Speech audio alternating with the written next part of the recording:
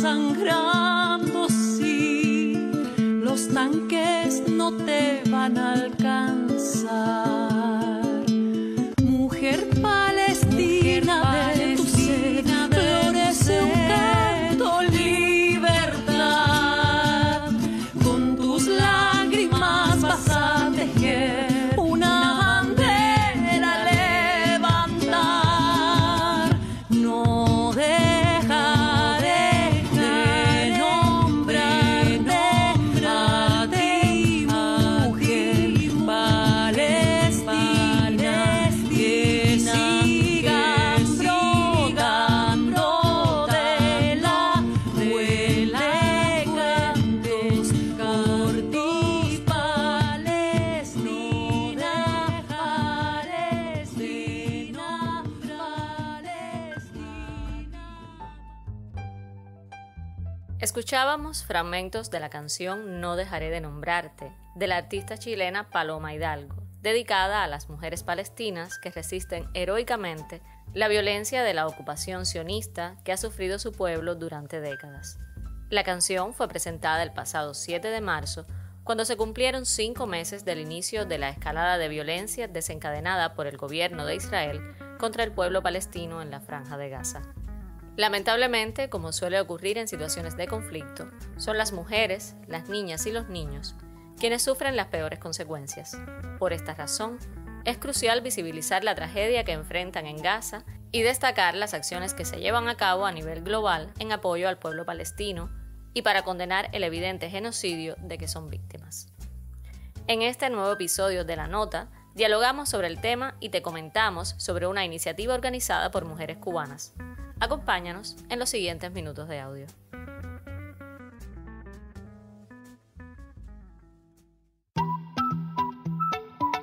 Les damos la bienvenida a La Nota, un podcast de la corresponsalía en Cuba del Servicio de Noticias de la Mujer de Latinoamérica y el Caribe, SEMLAC, que te mantendrá al tanto de los acontecimientos más relevantes y las historias que debes conocer desde una perspectiva de género y diversidad. Te ofrecemos una mirada profunda y equilibrada de los sucesos que moldean nuestro entorno, con énfasis en voces feministas y diversas, así como en el impulso de proyectos emprendedores liderados por mujeres en Cuba y otras latitudes. Únete a nuestro equipo mientras exploramos, reflexionamos y conectamos con la realidad desde un enfoque transformador. ¿Todo listo para tomar nota? Prepárate para pegar en tu agenda este post-it morado. Ya comenzamos.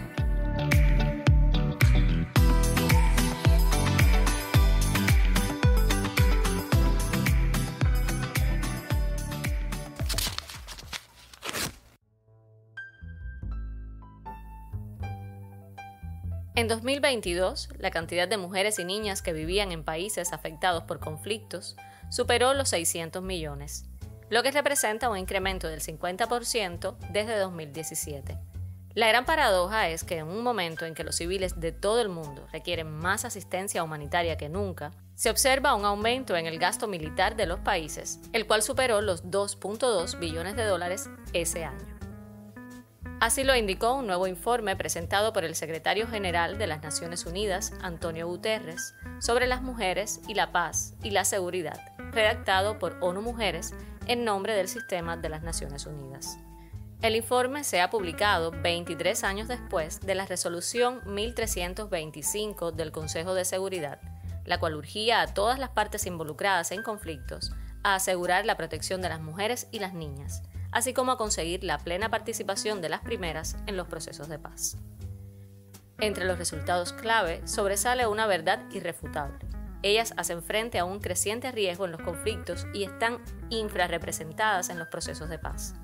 De los 18 acuerdos de paz logrados en 2022, solo en 6 se incorporaron disposiciones específicamente vinculadas a las mujeres, las niñas o a las cuestiones de género.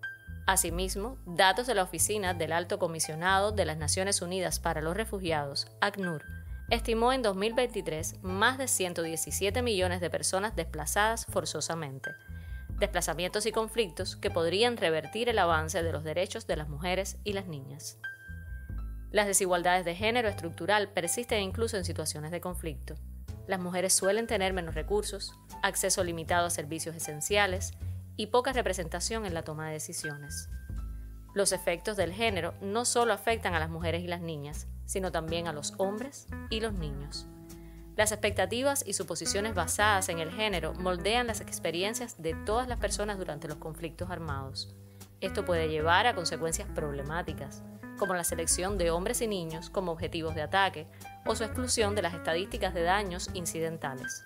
Además, la falta de datos desglosados por género hace que las mujeres y las niñas sean menos visibles. La recopilación de datos ha ignorado históricamente a estas poblaciones, lo que genera sesgos y dificulta la toma de decisiones informadas.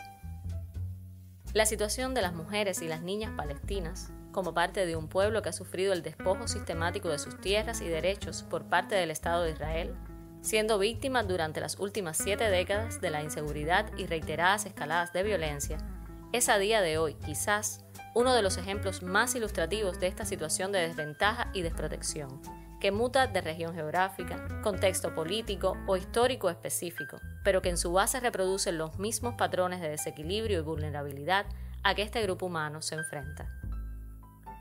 Las cifras del genocidio en Gaza son desgarradoras. De los casi 32.000 palestinos asesinados, alrededor de 9.000 son mujeres y 14.000 infantes. Conglaisis Sanamé Chávez, investigadora del área de Medio Oriente en el Centro de Investigaciones de Política Internacional, CIPI, de Cuba, dialogamos sobre este particular.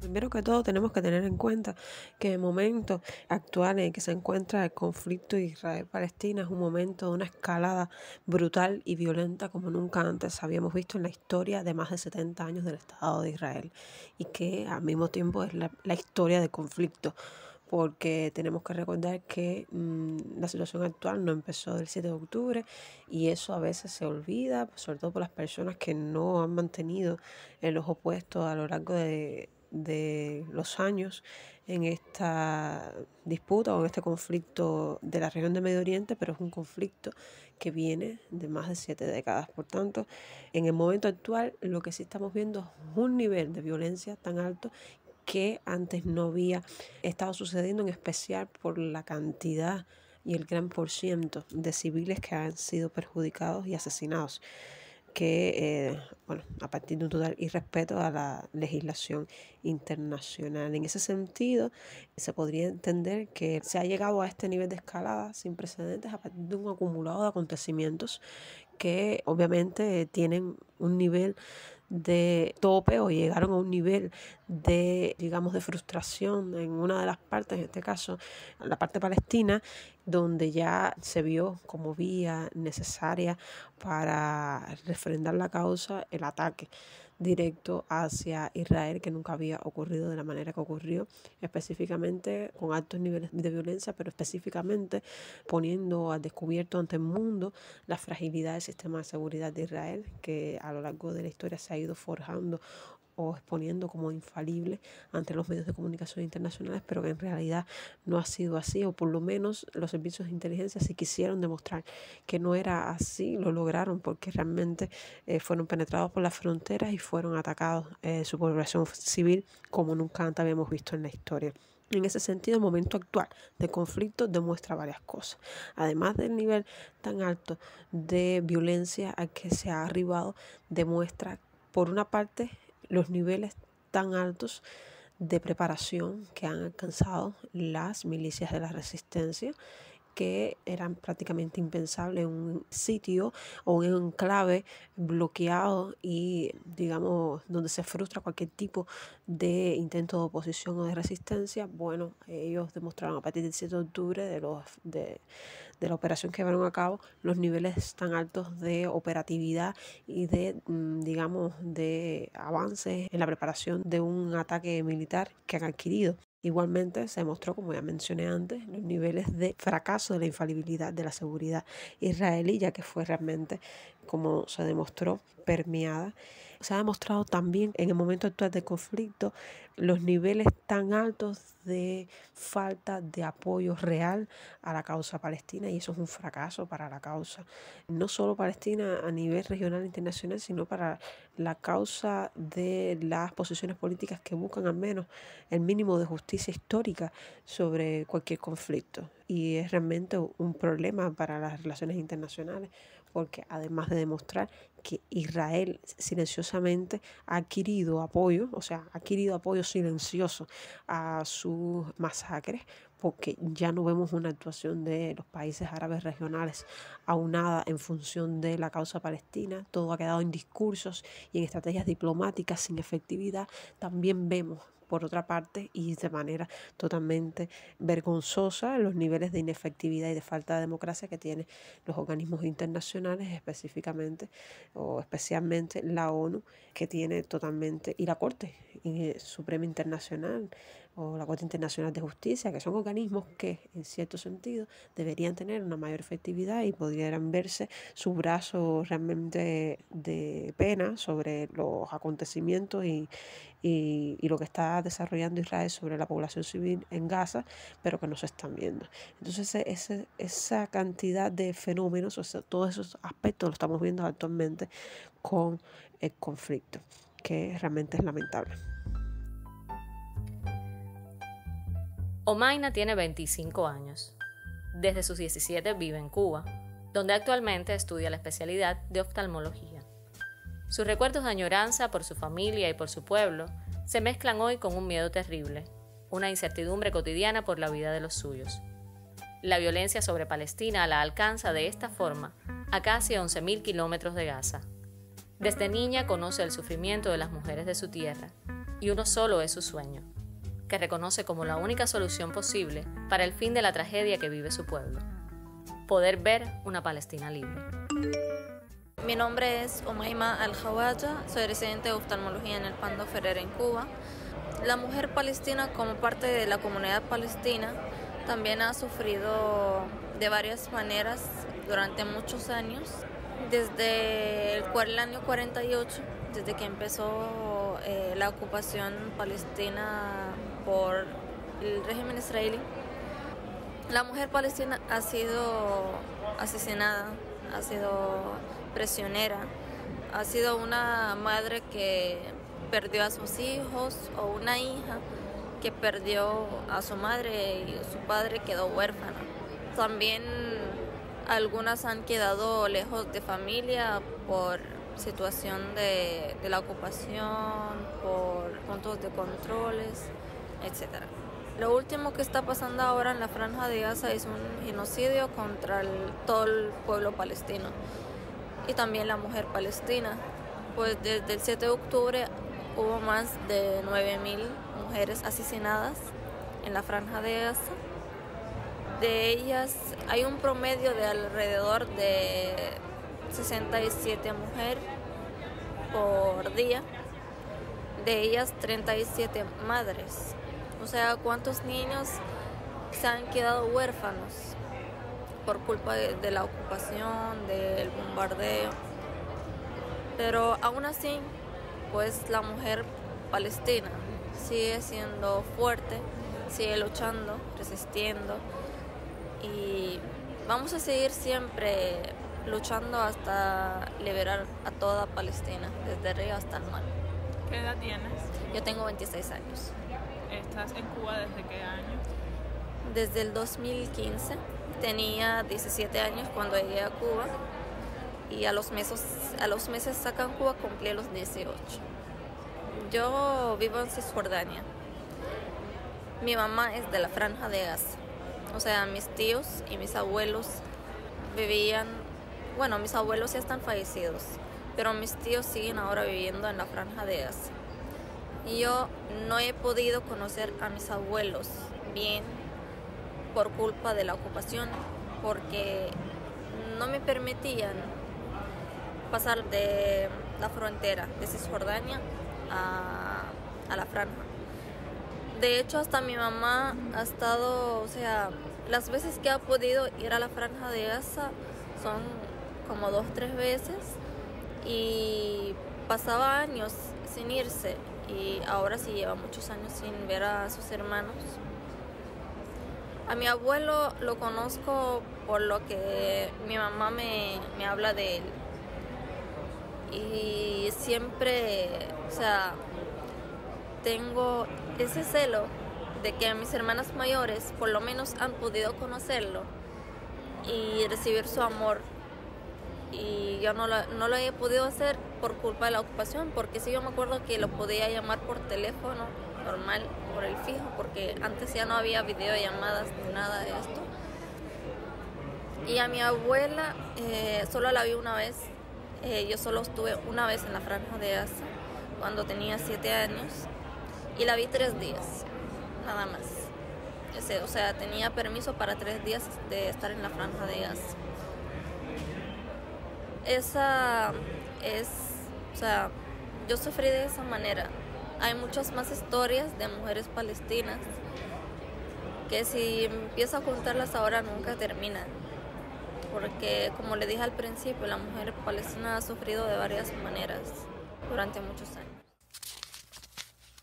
La población civil, fundamentalmente niños y mujeres en Palestina y específicamente en Gaza, bueno, sobre todo en Gaza, están viviendo en condiciones infrahumanas, de total desamparo de la legislación internacional sobre los seres humanos, el Estado de Derecho que debieran tener como civiles y sobre todo por los sectores poblacionales que representan, en este caso la niñez y las mujeres, pero también podemos incluir a los ancianos, a los desvalidos físicos, a las personas que tienen discapacidad, que están siendo realmente violentados tanto física, o sea, sus vidas han sido asesinados en un gran %, como las condiciones materiales que tienen que enfrentar día a día, que son prácticamente inhumanas y sobre todo muy insalubres.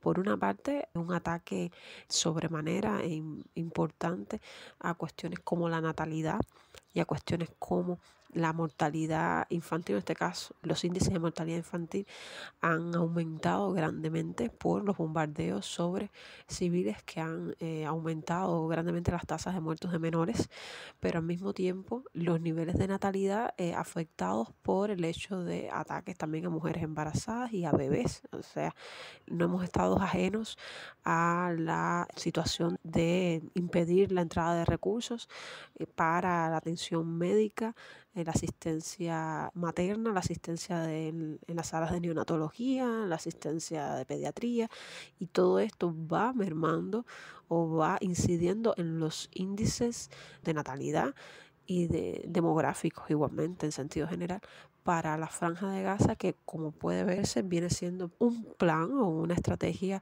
a largo plazo del propio gobierno y el Ejecutivo de Israel, específicamente por el carácter derechista extremo por el que está conformado a partir de unos ministros que son fanáticos religiosos y ultraconservadores ortodoxos que buscan en cierto sentido la limpieza étnica. No lo estoy diciendo yo, lo han dicho ellos verbalmente ante medios de comunicación, de caracterizar y llamar animales a los palestinos y que buscan en cierto sentido una limpieza étnica, en cierto sentido materializado y visto por el bombardeo sobre civiles. Buscan una limpieza étnica que paulatinamente o de manera planificada está enfocada en mermar la población de niños y la población de mujeres porque son obviamente la puerta a la fertilidad y de la repoblación de esa franja.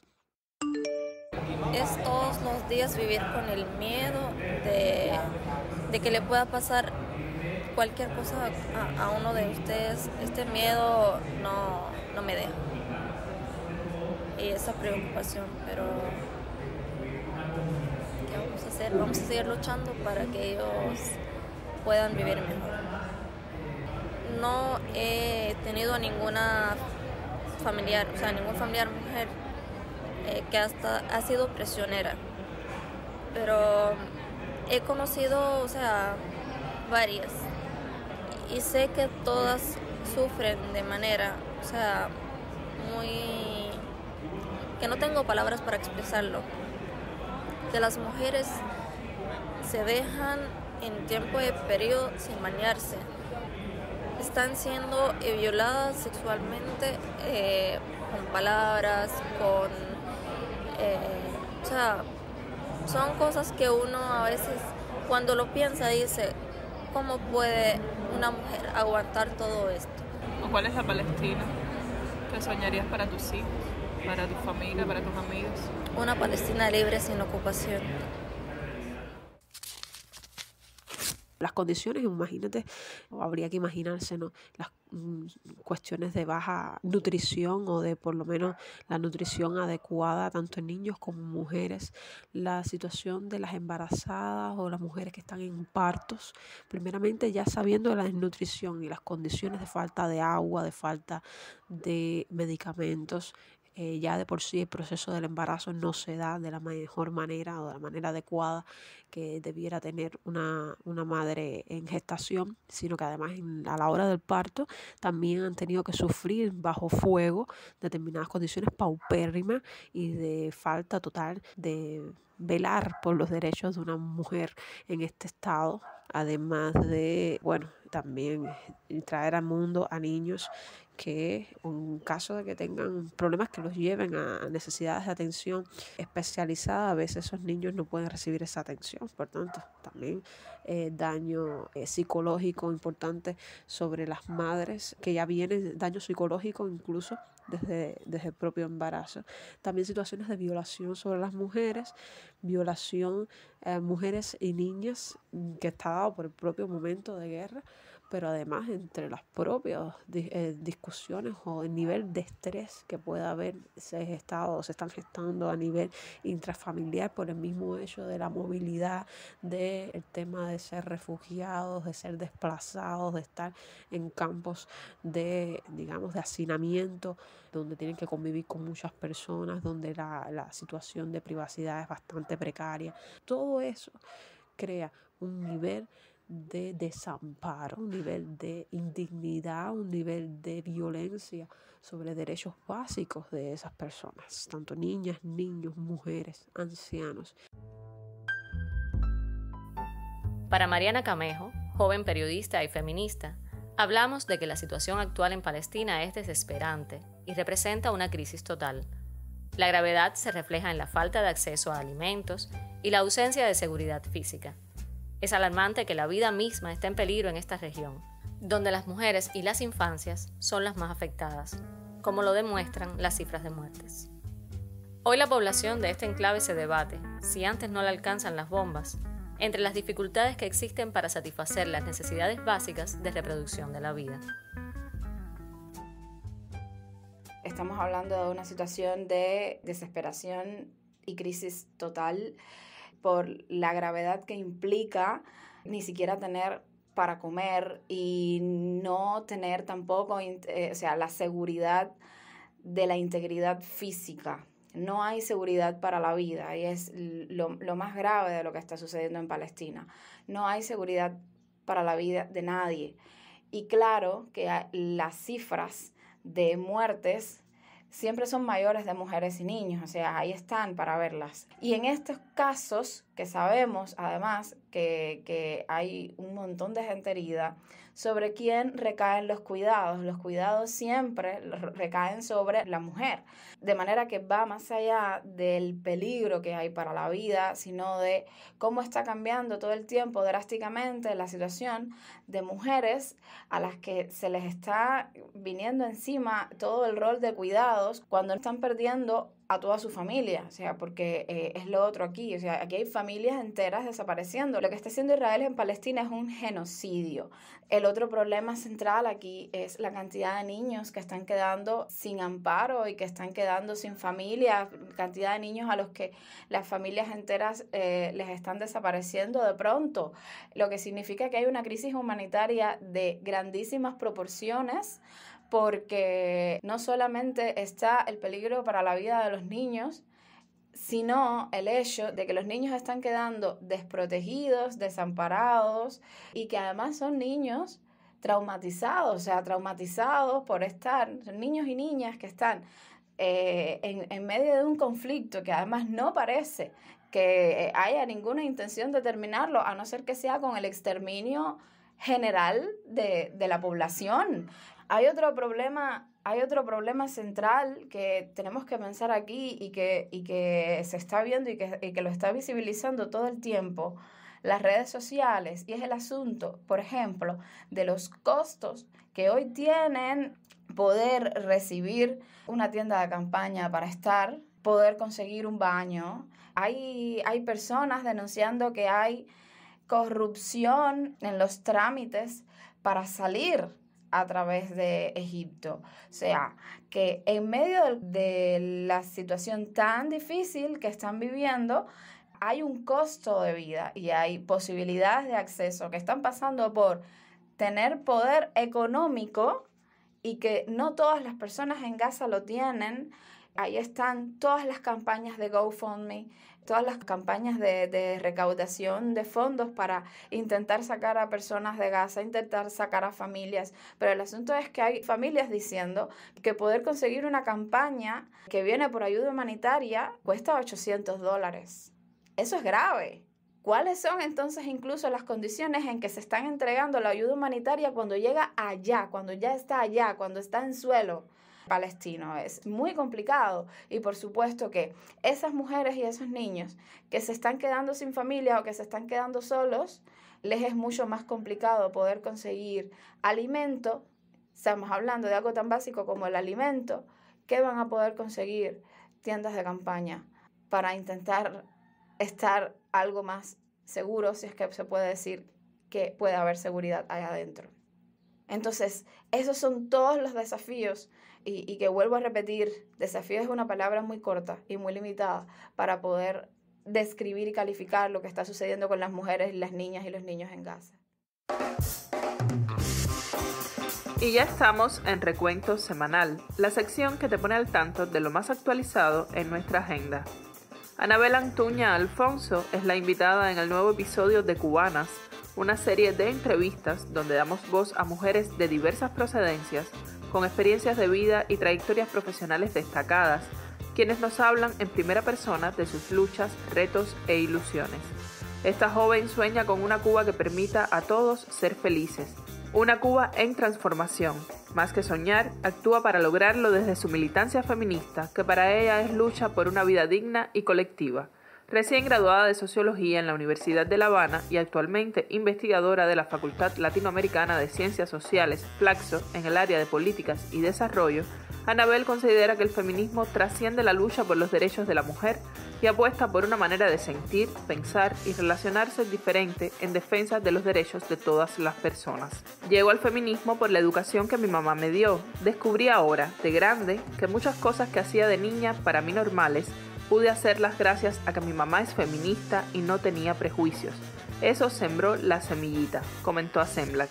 Sin embargo, fue en la universidad donde comenzó a tener una conciencia feminista más profunda, inició sus estudios sobre el tema y sintió la necesidad de buscar a otras personas con iguales intereses. Esa práctica cotidiana, el intercambio con otras mujeres, los debates, discusiones y experiencias compartidas han sido su mayor escuela. Puedes leer la entrevista completa en nuestra web bajo el título Anabel Antuña Alfonso, Feminismo es luchar por una vida colectiva, o verla en formato de video en nuestro canal de YouTube, Semblak Cuba. Las violencias machistas, la discriminación racial, el embarazo adolescente, las desigualdades de las mujeres rurales y los derechos de las poblaciones LGBTIQ+, entre otros asuntos, son reconocidos por cubanas de distintas profesiones y ámbitos sociales como esenciales para una agenda feminista cubana. Con mayor protagonismo en los últimos años, tanto en la academia como en los medios de comunicación o en debates comunitarios, los feminismos cubanos necesitan mayor articulación. Semblak Cuba conversó este marzo con mujeres diversas sobre pendientes en la lucha por la equidad y justicia de género, estrategias y desafíos comunes. Hildelisa Leal Díaz, Felicitas López Sotolongo, Ana Laura Abreu Alfonso, Alina Herrera Fuentes, Zaida Capote Cruz y Yaima Elena Rodríguez Alomar forman parte de ese mapa plural que hoy conforman diferentes colectivos, proyectos y voces feministas en la isla del Caribe. Desde distintas posiciones, sus propuestas y miradas apuestan por un enfoque interseccional, complejo y articulador frente al patriarcado. A las principales preocupaciones se suman también la feminización de la pobreza, con su rostro racializado y urbano, la crisis de los cuidados y la emergencia de los fundamentalismos religiosos, entre otras problemáticas. En el artículo, Al encuentro de una agenda feminista, de la periodista Lirians Gordillo Piña, podrás encontrar más información al respecto.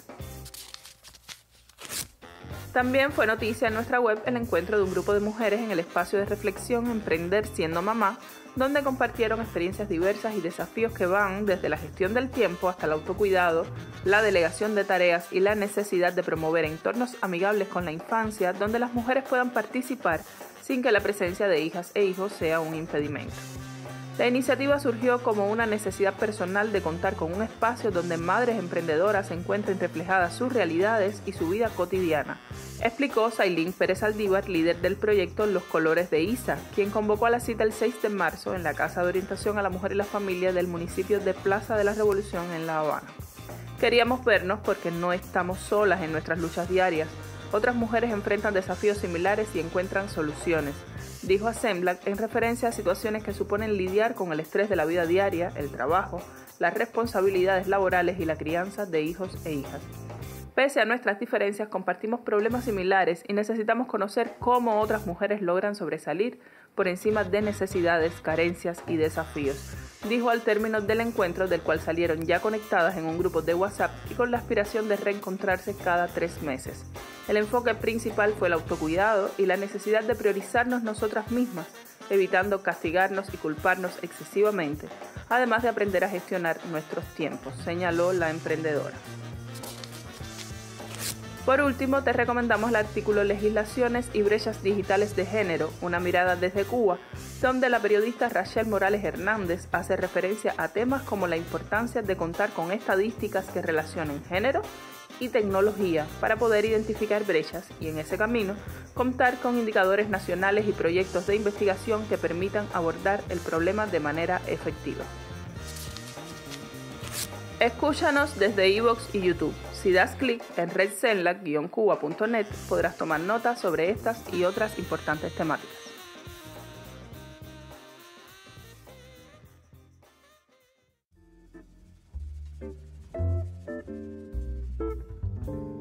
Estás en La Nota, y hoy hablamos sobre mujeres e infancias en situaciones de conflicto. Para la periodista Mariana Camejo, las consecuencias a largo plazo de la escalada del conflicto en Palestina implica pensar en el día después, en la reconstrucción y la reparación de vidas devastadas. ¿Es esto posible?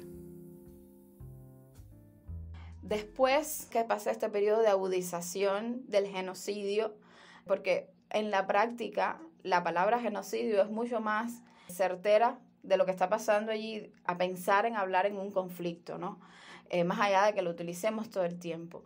El asunto es que este periodo de agudización del genocidio implica que una vez que pase, es muy difícil mirar hacia un futuro donde esto haya realmente terminado. O sea, sabemos que esto está sucediendo todo el tiempo, pero tiene periodos de agudización basados siempre en una justificación. En este caso es el ataque de Hamas. Si estamos pensando en un después y en un día después, el asunto es que es muy difícil, porque es que la solución final para Israel es que Palestina deje de existir, o sea, que los palestinos dejen de existir. Por eso está cometiendo un genocidio, por eso es evidente que está limpiando étnicamente la zona. No obstante, pensar en un momento después implica pensar en reconstrucción, en reparación, en reconstrucción de vidas.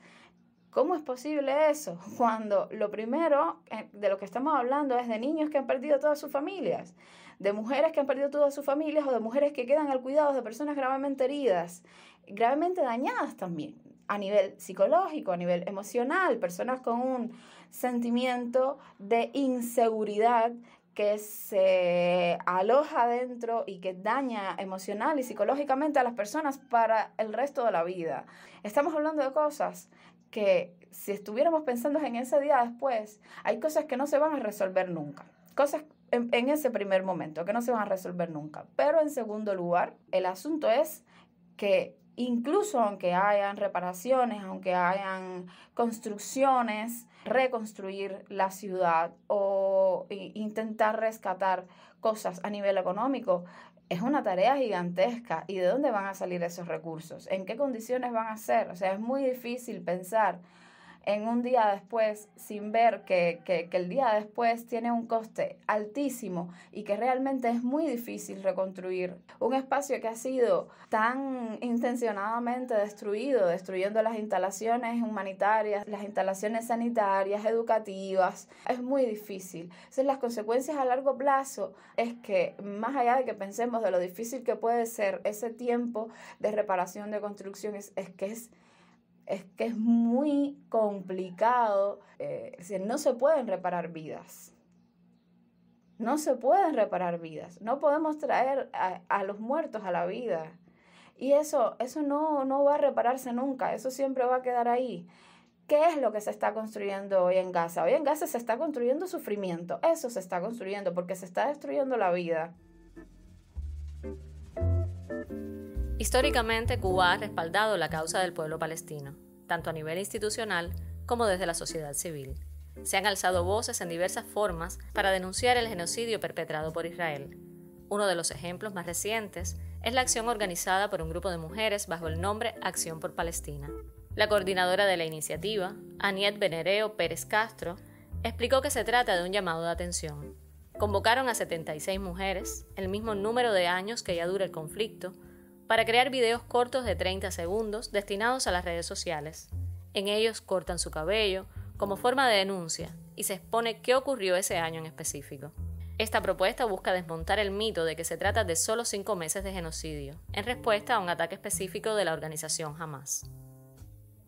Hasta el momento, mujeres de Cuba, Brasil, Argentina, México y Puerto Rico han respondido a la convocatoria. Varias de ellas se han rapado frente a la Embajada de Estados Unidos en México como una forma de protesta. También se están articulando mujeres de Colombia y Venezuela. Aunque la convocatoria inicial fue dirigida a mujeres latinoamericanas, todas son bienvenidas, y ya se ha sumado una compañera belga, comenta Aniet. La convocatoria para unirse sigue abierta, y es importante que las mujeres interesadas en participar y que deseen que su imagen forme parte de los videos se comuniquen a través de Telegram en el usuario Yo me rapo por Palestina, por con X. La idea es que no solo se sumen rapándose, sino que también graben un video y sean parte de esta propuesta audiovisual. A todos aquellos que deciden apoyar, Aliet los invitó a que repliquen los videos de sus perfiles. Juntas por Palestina tiene cuentas en Facebook, Instagram, X y Telegram, así como un canal en WhatsApp. Desde La Nota tuvimos la oportunidad de conversar con mujeres que se han sumado a la iniciativa. Zaida Capote, de Cuba, y Anika, de Argentina, nos comentan por qué decidieron unirse a ella.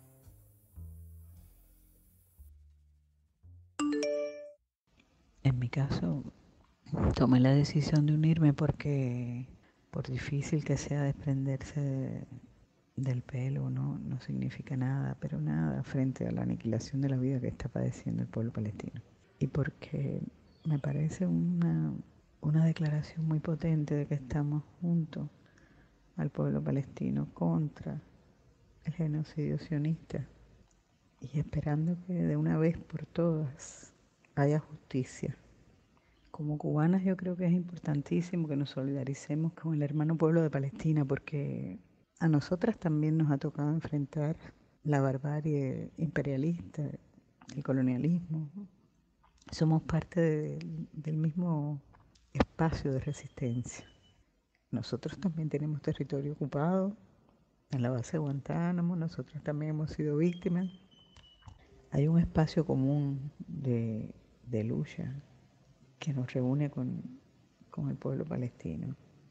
Y creo que además nadie puede quedarse impasible, nadie puede permanecer impasible frente a la complicidad de tantos gobiernos en el mundo, bajo la égida, por supuesto, del imperialismo norteamericano, para violar tan claramente, tan cotidianamente los derechos humanos, de incluso atacar campos de refugiados, asesinar a mansalva gente que está esperando por comida. Como dice una de las ideas que estamos circulando desde el principio, el pelo, lenta o rápidamente, vuelve a crecer. Un niño asesinado, una niña asesinada, nunca va a crecer, nunca va a llegar a ser adolescente. Eso es tan doloroso que perder el pelo no significa absolutamente nada. Hola, soy Anika desde Argentina. Al tomar conocimiento de este proyecto de mujeres cubanas, no dudé un instante de tomar las tijeras, ser parte de una acción colectiva de denuncia contra un genocidio que se desarrolla en tiempo real, el que observamos día tras día a través de las pantallas de celulares. Rapadas por Palestina significa para mí un entretejido de redes que pone el cuerpo y la voz por la humanidad.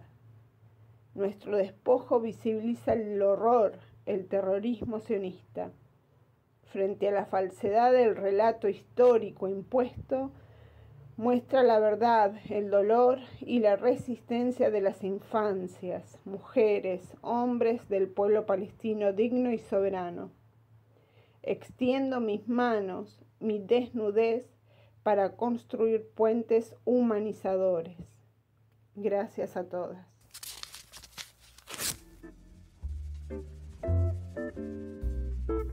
En las redes circula un poema del palestino Marwan Marhul, que termina así. Para escribir una poesía que no sea política, debo escuchar a los pájaros. Pero para escuchar a los pájaros, hace falta que cese el bombardeo. Con ese canto de paz que ayude a visibilizar la realidad de Gaza, de sus mujeres, niñas, niños y población toda, nos despedimos. Un mundo más seguro y justo para todas las personas pasa por un mundo sin violencia para Palestina.